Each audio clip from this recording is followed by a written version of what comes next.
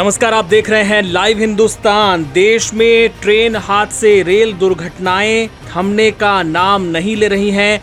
आए दिन कोई ट्रेन पटरी से उतर जाती है तो कभी दो हिस्सों में बंट जाती है। ताजा मामला मध्य प्रदेश की राजधानी भोपाल का है। भोपाल के करीब मिसरोद और मंडीदीप के बीच एक ट्रेन के डिब्बे पटरी से उतर गए। बताया जा रहा है कि करीब 50 किलोमीटर की रफ्तार थी जब ये ट्रेन पटरी से उतर गई और इसके बाद हड़कंप मच गया।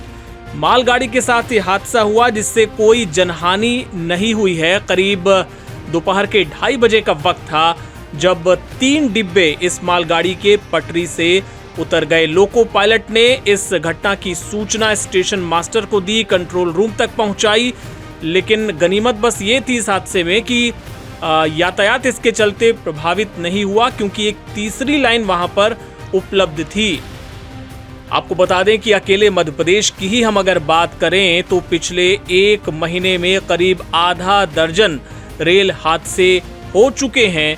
कुछ दिन पहले शहडोल में भी एक ट्रेन पटरी से उतर गई थी और जबलपुर में भी इंदौर जबलपुर ओवरनाइट एक्सप्रेस पटरी से उतर गई थी। हर बार यह आश्वासन दिया जाता है कि इस तरह के हादसे आगे नहीं होंगे, लेकिन हादसे थमने का नाम नहीं ले रहे हैं।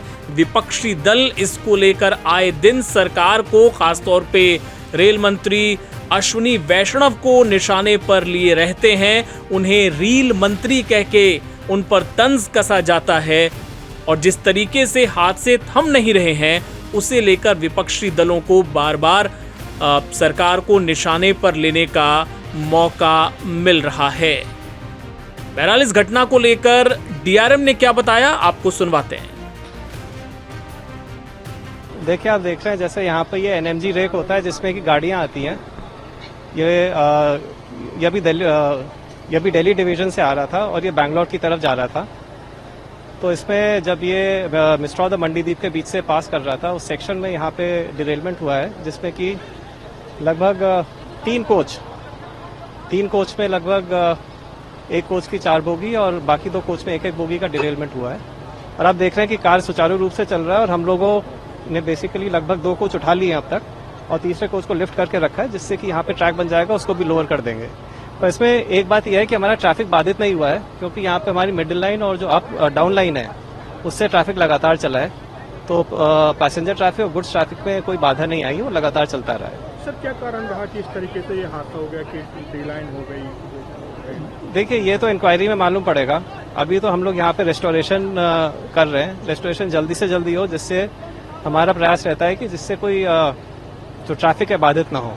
इंक्वायरी इसके बाद होती है, इंक्वायरी में इसका मालूम पड़ेगा कि क्यों हुआ ये। सर, कब ये हुआ था हादसा और कितना समय और लगेगा सर ये सुचारू रूप से ट्रेन यहाँ से निकल जाए मालगाड़ी और साथ में और भी ट्रेनें यहाँ से चल सकें? ये लगभग 1 बजे के आसपास हुआ था, 12:40 पर हुआ था और इसमें अभी जैसा आप देख रहे हैं कि लगभग हमें आधा घंटा से 45 मिनट और लगेगा, तब तक ट्रैक पूरा हो जाएगा और उसके बाद हम इसी ट्रेन को मूव करा के इसकी सेफ्टी चेक कर लेंगे।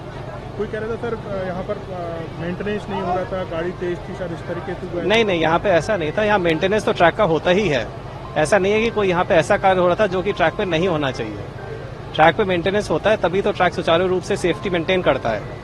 तो यहाँ पे कार्य हो रहा था और यहाँ 30 किलोमीटर की स्पीड थी, लेकिन ये क्यों यहाँ पे इस तरह की घटना घटी है इसके लिए पूरी इंक्वायरी होगी जिसमें कि इसका कारण मालूम पड़ेगा। और ट्रेनें सर बाधित तो नहीं हुई है ट्रैक के यहाँ पर डी-लाइन होने से? नहीं, जैसे मैंने आपसे कहा कि यहाँ पे हमारी 2 लाइन और है। एक हमारी यहाँ पे मिडिल लाइन है और एक हमारी डाउन लाइन है।